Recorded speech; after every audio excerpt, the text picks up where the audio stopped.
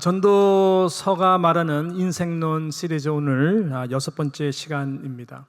어떤 인생이 헛되고 헛된 인생 가운데에 헛되지 않는 인생인가? 오늘도 이 코헬렛이라고 하는 이 전도자의 지혜로운 말씀을 통하여 여러분들의 영적인 귀가, 마음이 활짝 열려서 좋은 밭이 되기를 부탁합니다. 그래서 결국 흙만 남는 모래 위에 세운 인생이 아니라 정말로 하나님의 능하신 진리의 말씀으로 붙들어주는 흔들림이 없는 반석에 세워진 저와 여러분의 인생이 되기를 축원합니다. 아주 간단하고 짧은 하나의 우스운 이야기를 시작하면서 말씀을 오늘 시작하도록 하겠습니다. 세상에서 배운 것이 참 많은, 그래서 아주 교만한 어느 한 철학자가 있었습니다. 그 철학자가 긴 강을 건너가려고 조그마한 한 나룻배에 몸을 싣게 됩니다. 그는 타서 배를 타고 좀 가다가 노를 열심히 짓는 뱃사공에게 이렇게 물어봅니다. 당신 철학을 좀 배웠어? 라고 물어봅니다. 뱃사공은 고개를 지으면서 저는 철학을 배운 적이 없습니다 라고 대답을 했어요. 그 대답에 대해서 이 철학자는 목이 뻣뻣한 그러한 자세로 아이고 한심한 사람이군. 당신은 인생의 3분의 1을 헛살았구만. 그러면 혹시 문학에 대해서 배운 적이 있나? 좀 문학에 대해서 좀 아는 거 있나? 라고 물어본 거예요. 또 뱃사공은 열심히 노를 지으면서 고개를 설레설레 저으면서 아니요, 저는 문학에 대해서 배운 적도 없고 문학에 대해서 아는 바가 거의 없습니다 라고 진솔하게 대답을 했어요. 그러자 철학자는 다시 뱃사공에게 이렇게 말을 합니다. 아이고 무식한 인생, 당신은 인생을 3분의 1을 헛살은 것일세 라고 하면서 잠을 청하려고 하고 있습니다. 자, 강이 거의 이제 절반쯤 이제 건너갈 무렵이었습니다. 사고가 생겼어요. 갑자기 배 밑에 있는 보이지 않는 날카로운 바위에 배의 밑창이 심하게 긁히면서 충돌하면서 이제 물이 올라오기 시작하는 겁니다. 점점 물이 올라와서 이제 물이 바로 침몰하기 일보 직전까지 가게 된 거예요. 너무나 당황스러운 그 철학자의 얼굴이죠. 뱃사공이 철학자에게 이번에는 물어봅니다. 혹시 수영을 배운 적이 있으십니까? 철학자는 당황하면서 고개를 절레절레 하면서 아니, 나는 수영을 배운 적이 없네. 수영을 할 줄 모르네. 당신은 인생 전체를 지금 잃어버린 것입니다 라고 말을 했다고 합니다. 인생에 대해서 좀 안다고 하는 인간의 얄팍한 그 교만함의 끝이 얼마나 허무한 것인가. 한순간에 무너져 내려갈 수 있는가 말해주는 단편의 짧은 이야기인 것이죠. 여러분, 그래서 우리는 이 전도자의 이 지혜로운 진리의 말 앞에 정말로 귀를 기울여야 됩니다. 특별히 오늘 본문은 이 전도자가 이거 놓치면 여러분의 모든 인생은 정말 모든 것을 놓치는 것입니다 라고 우리들에게 말씀하고 있어요. 이것은 해 아래에서의 것이 아닌 것이죠.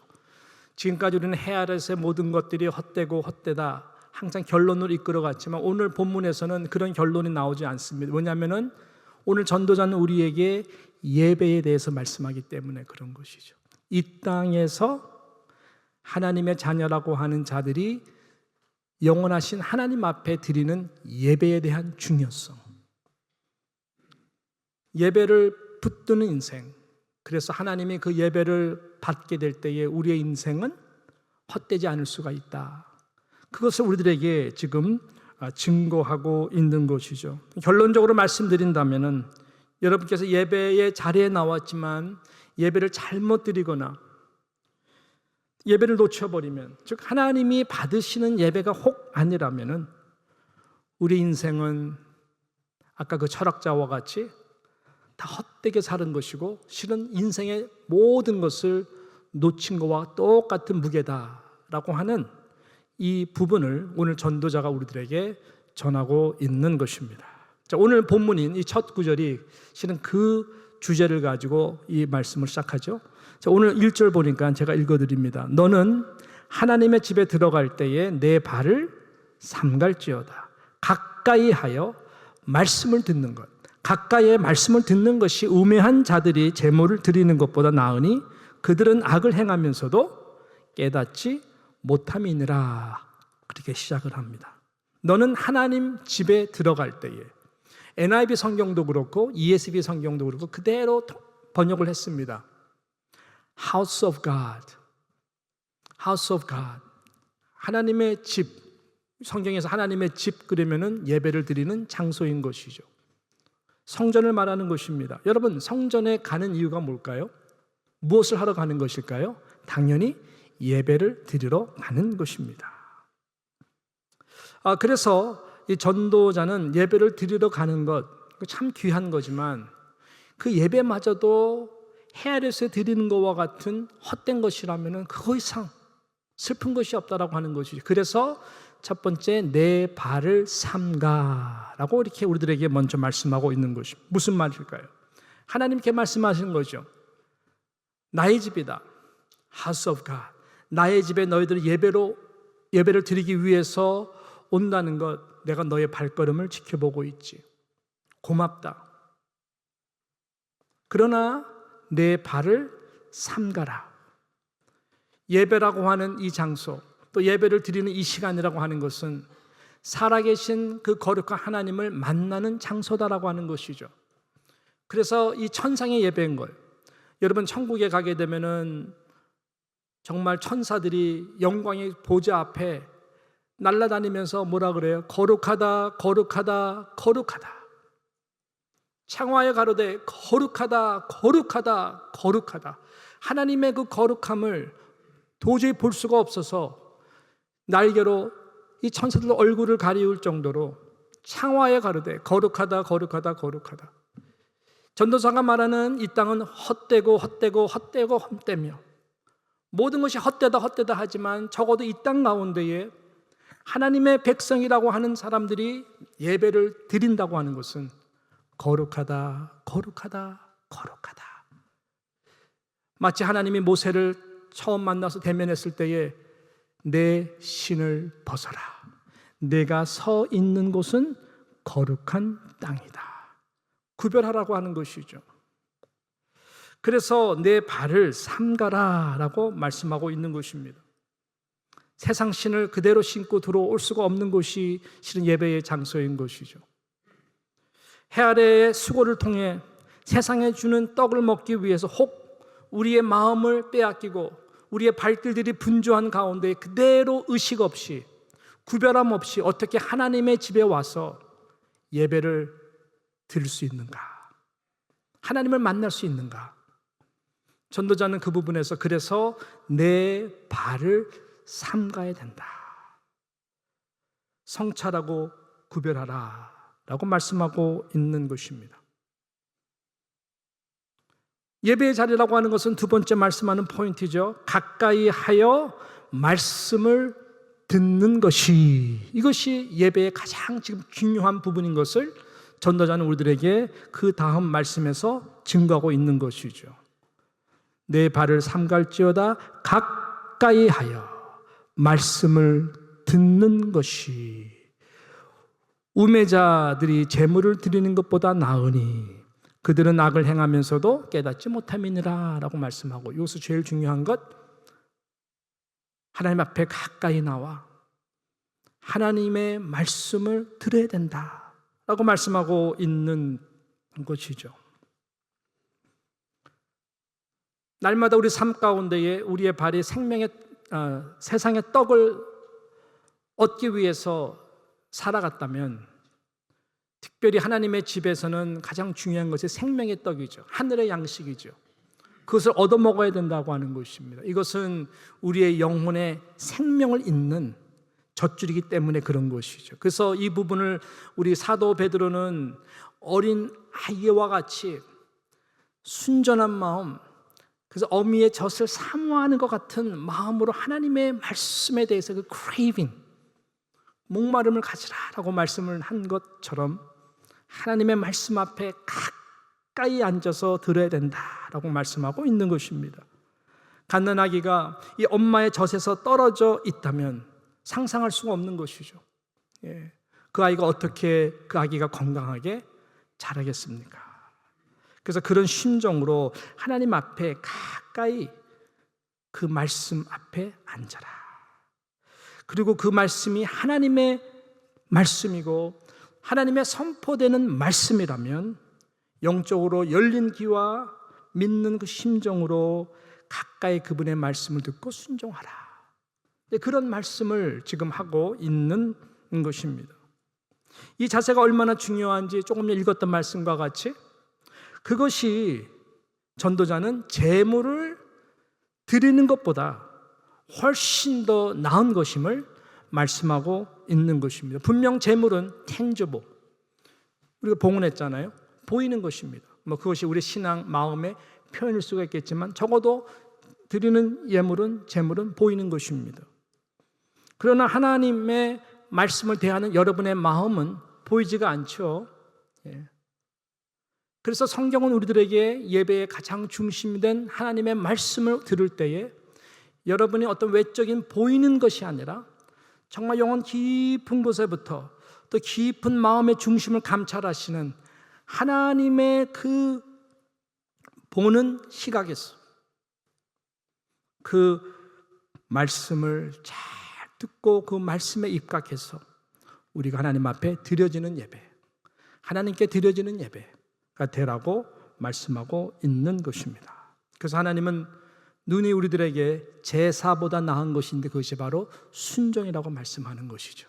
하나님은 말씀을 통해서 순종의 제사를 드리는 자를 가장 기뻐하는 줄로 믿습니다. 형식도 중요합니다. 틀도 중요합니다. 의식도 중요합니다. 그러나 형식과 틀을 뛰어넘는 것, 그것이 바로 이 본질적인 여호와 하나님을 경외하는 것, 경외하는 그 마음이다라고 하는 것이죠. 복음서에 보게 되면은 예수님께서 이제 그 예배라고 하는 세팅 가운데에 가장 날카롭게 눈여겨 보시는 부분이 있었죠. 그냥 예수님께서는 의식 없이 그냥 딱 보고 있죠. 보게 되면 가장 높은 자리, 남들이 알아주는 자리에서 부자들이 또 종교 지도자들이 이렇게 드러내고 그 다음에 헌금을 많이 하죠. 우리 그거 귀하다 생각할 수 있지만은 주님의 시각은 그렇지가 않아서 마음의 중심을 보기 때문에 그런 것이 오히려 구석에서 흐느껴 울며 이거밖에 드렸지 못해서 미안해요 하나님. 과부의 2렙돈을 우리 예수님은 칭찬을 하셨던 것이죠. 왜? 어떤 돈의 액수가 아니라 바로 그 무게, 마음과 함께 가는 여호와 하나님을 경외하는 그 마음의 그 사이즈가 드린 물질의 사이즈와 비례하기 때문에 그런 것이죠. 액수가 중요해. 하나님은 필요 없어요. 1억을 드리든 1원을 드리든 하나님은 1억이 필요하신 분도 아니고 1원이 없으신 분도 아니시고 하나님은 우리의 마음의 중심을 보신다라고 하는 것이죠. 그래서 누가복음 21장 여러분 1절, 2절, 3절, 4절에 보면 이렇게 말씀하죠. 제가 읽어드릴게요. 예수께서 눈을 들어 부자들이 헌금함에 헌금을 넣는 것을 보시고 또 어떤 가난한 과부가 2렙돈 넣는 것을 보셨다. 그래서 눈을 들어봤다. 자세히 봤다는 거예요. 이르시되 내가 참으로 너에게 말하노니 이 가난한 과부가 모든 사람보다 많이 넣었다. 아니 액수는 비교가 안 되는데 왜냐하면 2렙돈은 얼마냐면은 2020년 기준으로 본다면은 1,000원밖에 되지 않아요. 한국 돈으로 1,000원, $1. 우리말은 $1예요. $1. 근데 예수님은 정말 많이 넣었다. 4절에 저들은 그 풍족한 중에서 헌금을 넣었거니와 이 과부는 그 가난한 중에서 자기가 가지고 있는 생활비 전부를 넣은 일을 하시느니라. 지금 무슨 말씀을 하신 걸까요? 무엇을 비교하시는 걸까요? 경외하는 자, 하나님을 가까이 하고 하나님을 사랑하는 마음으로 예배자 이거밖에 드리지 못해서 미안해요. 그 마음의 중심으로 드리는 자를 너무너무 귀하게 보셨어. 형식이 아닌 마음을 감찰하시는 분이 우리 예수님이고 하나님이신 줄로 믿습니다. 그래서 오늘 말씀의 가장 마지막 절인 7절의 전도자는 어떻게 말씀하죠? 바로 오직 너는 하나님을 경외할 것을 드리는 예배를 통해 하나님께서 받으신다라고 하는 거예요. 받으신다. 잘 드려야 돼요. 지금 제가 물질을 말하는 것이 아니라 여러분의 마음을 말하는 것이. 하나님은 외모를 보지 아니하시고 마음의 중심을 보시기 때문에. 저는 우리 뉴욕 장로교회 성도님들이 정말 예배를 잘 드리시는 분이다 생각을 해요. 늦는 분 거의 없으시고, 몸이 아무리 힘들고 어렵고 예배에 나오지 않을 이유가 100가지 1000가지 된다 할지라도 뚫고 오시잖아요. 1년 내내 오시고, 얼마나 참 그런 자세나 여러분들의 말씀을 경청하는 모습들을 볼 때에 정말로 전 뉴욕 장로교회 목사인 것이 너무나 하나님 앞에 감사하는 마음이 하나님 앞에 솔직한 저의 심정이고 감사를 드립니다. 할렐루야. 근데 잘 드려야 돼요. 예배 끝나고 가실 때에 이거 한 가지만 질문하시면 돼요. 오늘 이 예배를 통해서 하나님이 나의 예배를 받으셨는가? 하나님이 내가 받았어. 그러면 되는 거예요. 그럼 여러분의 인생은 다 된 거예요. 근데 그것이 그렇지 않다면은 그건 하나님만 아시고 여러분 마음의 중심이 말을 하는 거니까. 그 부분은 여러분께 오늘 말씀을 통해서 다시 재정리가 되기를 축복하는 것이죠. 자, 그래서요, 우리가 예배라고 하는 이 단어, 우리가 시간이 좀 정해졌잖아요. 이 가운데 예배라고 하는 이 단어, 구약에서 말하는 두 가지 단어가 제일 많이 쓰이고, 또 신약에서 예수님께서 하신 말씀, 또 24번이나 나오는 그 예배라고 하는 두 단어를 제가 말씀을 드릴 거예요. 여기서 말하는 본질적인 이 내용을 여러분께서 들으시면은, 여호와를 경외한다, 경외하며 예배를 드린다, 또 우리의 삶이 여호와를 경외하는 예배적 삶이라고 하는 부분이 어느 정도 본질적으로 틀이 잡힐 것입니다. 그래서 잘 기울여 들어보세요. 보통 우리가 예배하면은 이 한국말의 뜻이 있어요. 사전을 보게 되면은 예배하면은 정의하는 뜻이 있어요. 신을 신앙하고 숭배하면서 그 대상을 경배하는 행위 및 그 양식이다라고 이렇게 정의를 내렸어요. 언뜻 들어보면은 그래 그게 예배지. 그게 예배지. 신을 신앙하고 숭배하고 그 대상을 경배하는 행위 및 그 양식을 우리는 예배다. 그것도 예배지라고 생각할 수가 있지만 틀린 말은 아니지만 성경이 적어도 말하는 예배라고 하는 단어에서 말하는 본질적 의미는 이것을 뛰어넘는다라고 하는 것입니다. 자, 그럼 어떤 단어가 있을까? 히브리어에서 제일 많이 쓰이는 예배라고 하는 단어는 아바드라고 하는 단어입니다. 제가 40일 예수가 전한 하나님의 나라 할 때 그 아바드에 대해서 한번 말씀을 드린 적이 있어요. 세 가지 뜻이라고 그랬어요. 예배라고 하는 뜻이고, 그 다음에 섬긴다, 봉사한다는 뜻이고, 마지막 세 번째는 일한다. 그 뜻이 아바드라고 하는 것입니다. 실은 그 안에 다 함축되어 있는 것입니다. 그래서 이 섬김에 굉장히 중요한 의미를 많이 담아서, 그래서 영어로 예배를 할 때 서비스라고 하는 그 근원이 바로 아바드라고 하는 원어의 그 내용에서 연결된 것이고요. 그래서 서비스라는 거예요. 서비스. 아바드라고 하는 뜻인 것이죠. 그래서 여러분께서 예배를 통해서 좀 부담이 혹 되신다면 용서해 주시고 들으세요. 이 아바드라고 하는 예배를 통해서 여러분이 항상 가져야 되는 중요한 의식이 있어요. 예배의 목적이 무엇이냐? 물론 여러 가지 얘기를 할 수 있지만 아바드라고 하는 개념에서의 목적을 말한다면 어떻게 내가 하나님을 더 잘 섬길 수 있을까?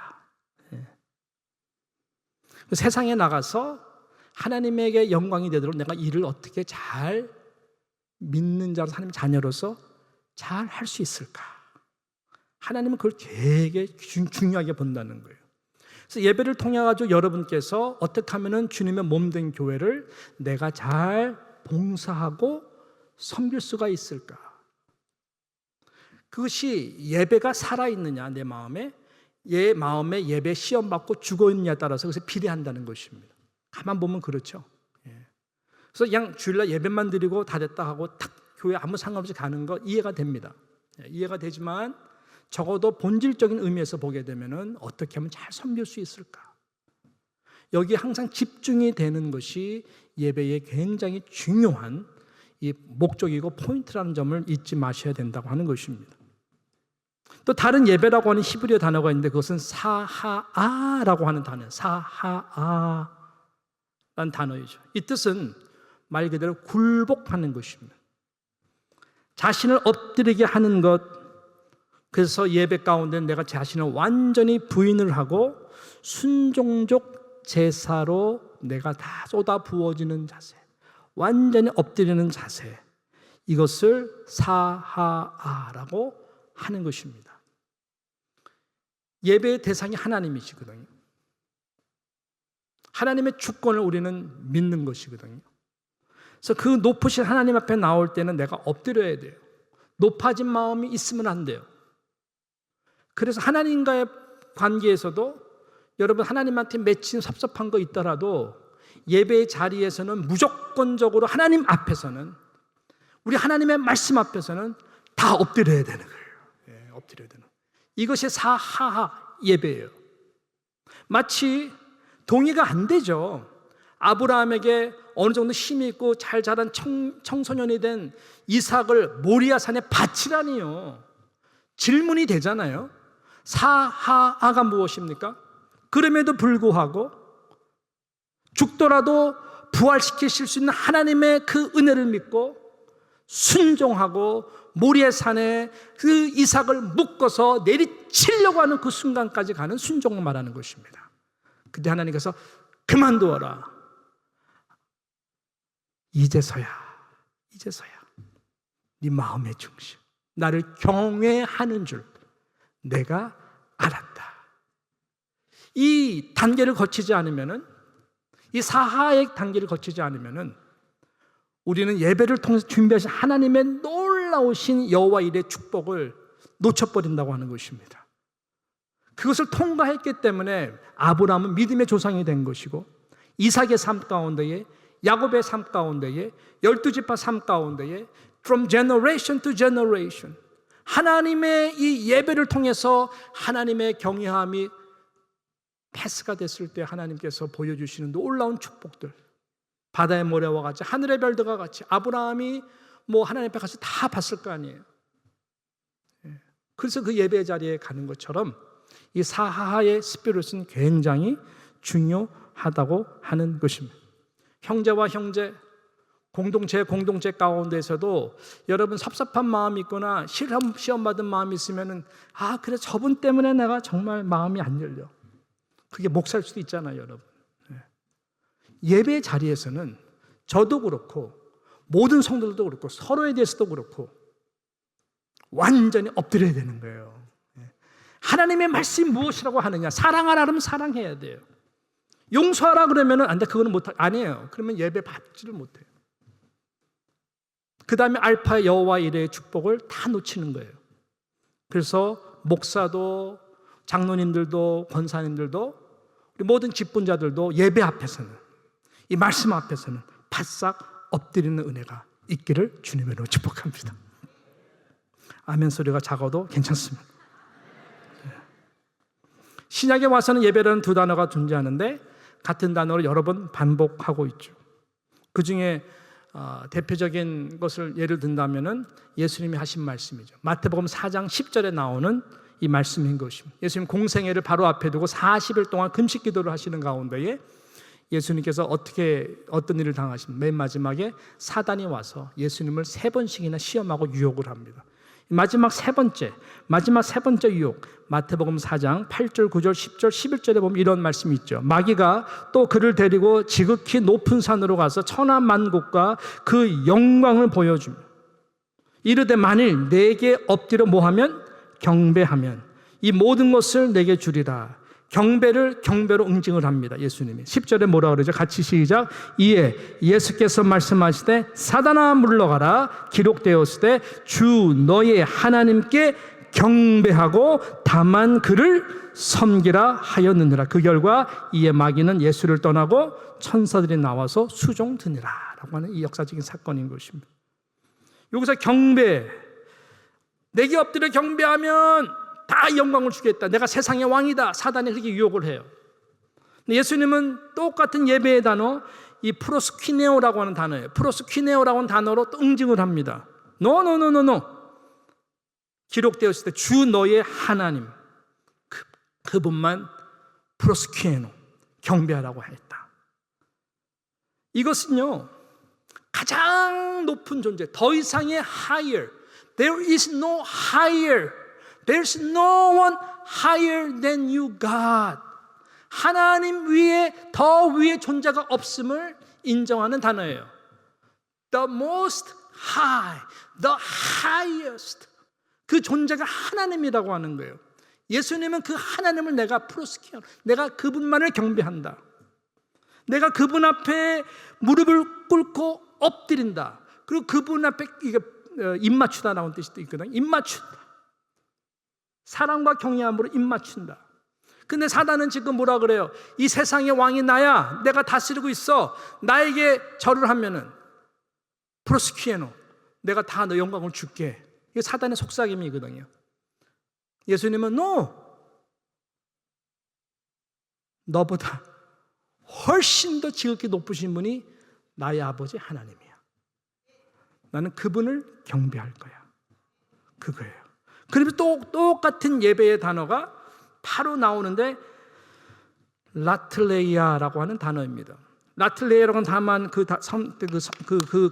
단어가 다만 그를 섬긴다는 것. 그래서 아까 말씀해 보니까는 다만 그를 섬기라 하였느니라. 그 섬기라라고 하는 이 단어가 바로 라틀레이아, 아까 말씀드렸던 이 아바디에 연결되는 친척 쌍둥이 단어인 것입니다. 섬긴다. 신분 위치를 분명히 하는 거예요. 예수님도 왕이지만은 내가 예배의 대상은 하나님 아버지다. 그분과 나와의 관계 설정을 분명하게 하는 것입니다. 우리와 하나님과는 더더욱 그렇게 되겠죠. 하나님은 창조주 하나님이에요. 그래서 내가 예배하는 거예요. 우리가 예배 자리에 나오는 거예요. 나는 창조물이에요. 하나님은 무한한 존재, 나는 유한한 존재. 이 땅에 살아가는 유한한 존재. 분명한 신분 위치를 확실하게 하는 것이 예배라고 하는 것이죠. 무슨 말일까요? 하나님은 내 삶의 왕이시고 나의 모든 것의 소유자인 주인이시다라고 하는 거예요. 나는 그분의 종이다. 신분은 꿈이다. 나는 그분의 청직이다.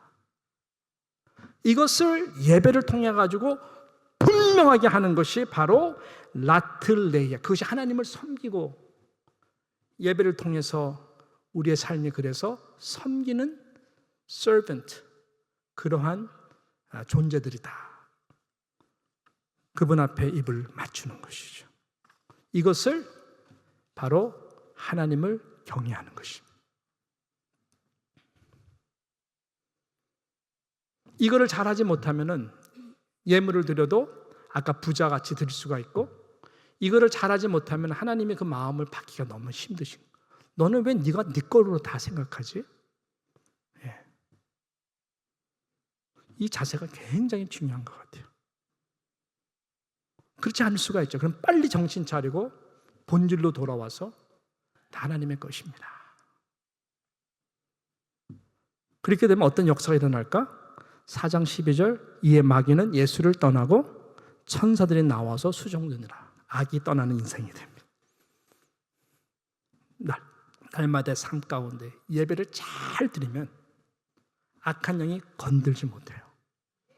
그리고 천사가 수종드는, 오히려 천사들이 여러분의 삶을 돕고 섬기는, 그래서 많은 영혼들을 섬길 수 있는 예배자적인 인생으로 날마다 살아갈 수 있도록 하나님이 은총을 베풀어 주시는 것입니다.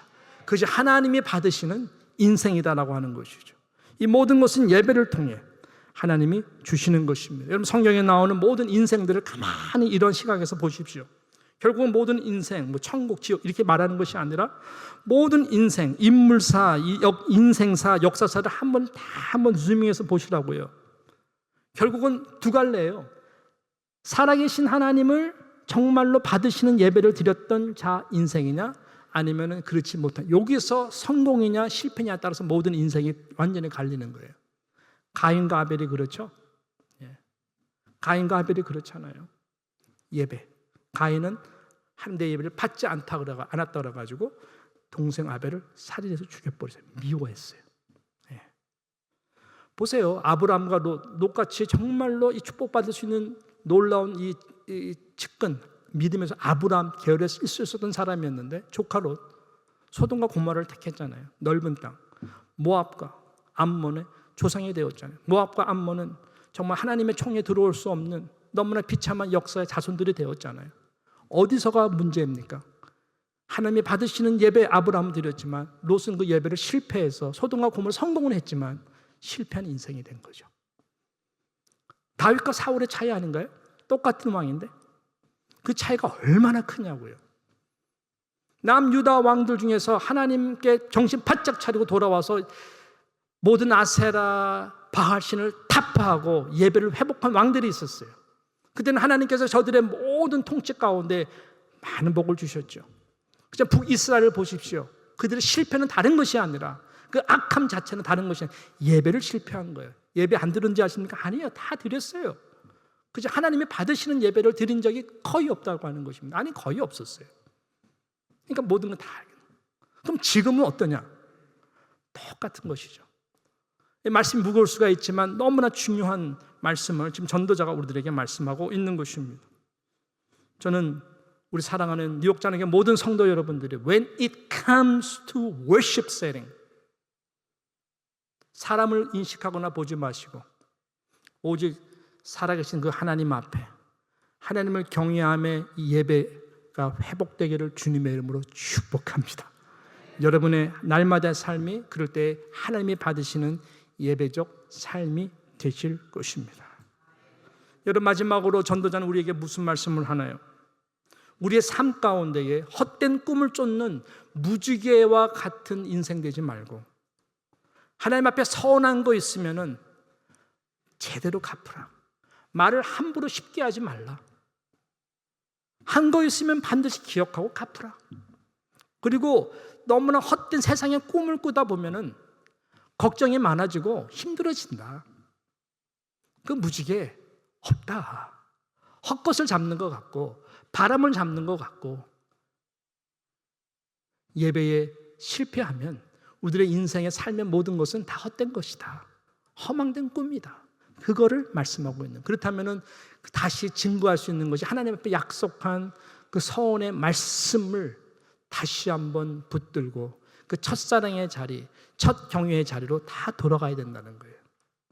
이것이 오늘 쭉 마지막 절까지 하시는 내용의 말씀인 것입니다. 제가 예를 들어서 2절부터 몇 구절만 읽어드리면 너는 하나님 앞에서 함부로 입을 열지 말며 급한 마음으로 말을 내지 말라. 하나님은 하늘에 계시고 너는 땅에 있음이니라. 그런즉 마땅히 말을 적게 할 것이라. 걱정이 많으면 꿈이 생기고 말이 많으면 우매한 자의 소리가 나타나느니라. 4절까지요. 내가 하나님께 서원하였거든 갚기를 더디게 하지 말라. 하나님은 우매한 자들을 기뻐하지 아니하시니 서원한 것을 갚으라 라고 말씀했어요. 결국 경외하는 인생이란 약속에 변함없는 하나님이 신실하기 때문에 우리도 신실한 인생으로 날마다 살아가는 것. 저는 말씀을 이제 마치도록 하겠습니다. 저는 이 두 인생을 비교할 건데 하나는 가상적인 내용이고 좀 웃기는 재미있는 이야기, 오늘 한 장로님의 이야기, 가상적인 거예요.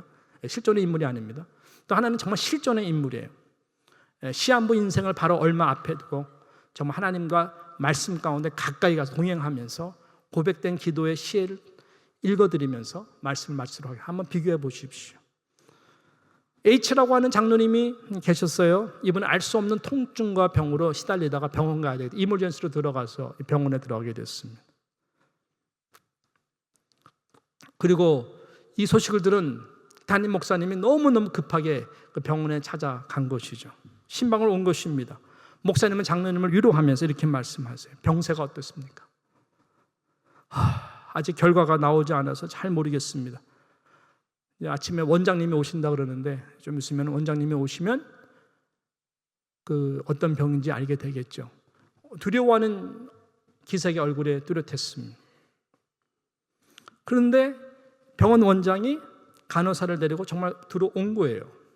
그러면서 이분의 눈꺼풀, 고통스러운 이분의 눈꺼풀을 보시고 비춰보기도 하고 해보라 그러시고 이렇게 체크하시고 배도 툭툭툭툭 두드려 보시고 기본적인 루틴을 가지고 다 검사를 하시고 그러면서 고개를 갸우뚱 하시면서 옆에 있는 기록 찰트를 딱 보시는 거예요.